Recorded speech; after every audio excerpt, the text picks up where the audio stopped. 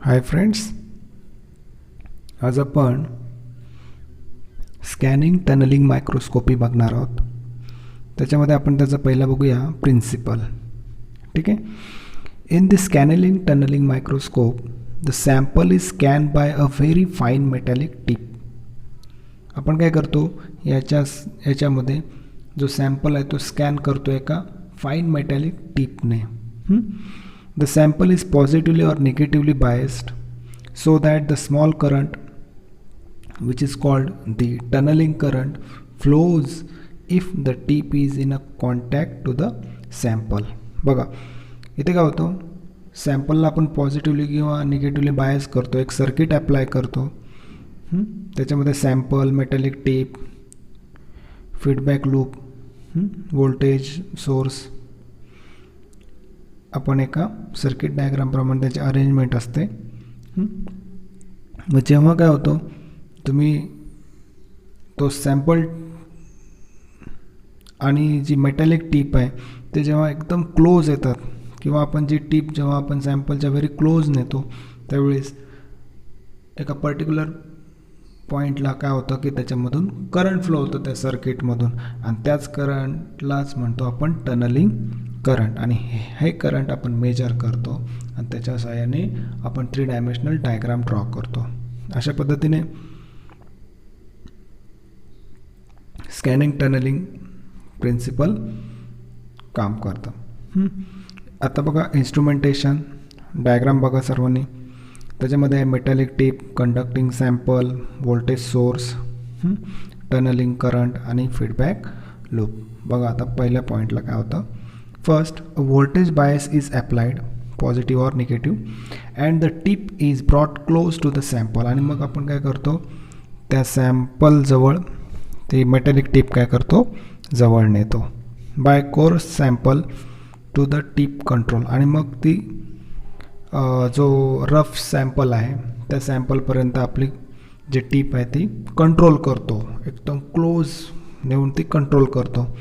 In this situation voltage bias will cause electrons to tunnel between the tip and sample, creating current that can measured. खूप महत्त्वाची line आहे. इथे काय होतं, जेव्हा खूप क्लोज ती मेटॅलिक टिप आणि जो सॅम्पलचा जो सरफेस आहे त्याच्या खूप क्लोज आल्यानंतर काय होतं, टनलिंग इफेक्ट होतो. क्वांटम टनलिंग इफेक्ट म्हणून आपण त्याला. तो म्हणजे काय आहे की इलेक्ट्रॉन इकडून तिकडे फ्लो होतात त्या छोट्या क्लोजनेसमुळे, आणि त्याच्यातून काय होतं, करंट जनरेट होतो आणि तो करंट आपण मेजर करतो. बघा आता थर्ड पॉईंट काय, the tunnelling current changes exponentially with the distance between the tip and the sample. हा जो करंट आहे हा एक्सपोनेन्शियली चेंज होत राहतो जसं जसं तुम्ही टीप आणि सॅम्पलचं डिस्टन्स बदलत राहील. ठीक आहे. आणि त्याच्याप्रमाणे ते त्याचं सरफेस पण कॅरेक्टराईज होत असतं. The changes are detected by feedback loop which keeps the tunnelling current constant. आणि मग चेंजेस ते डिटेक्ट करतो फीडबॅक लूप, आणि तो करंट काय केला जातो, कॉन्स्टंट ठेवला जातो. हे त्याचं काम आहे.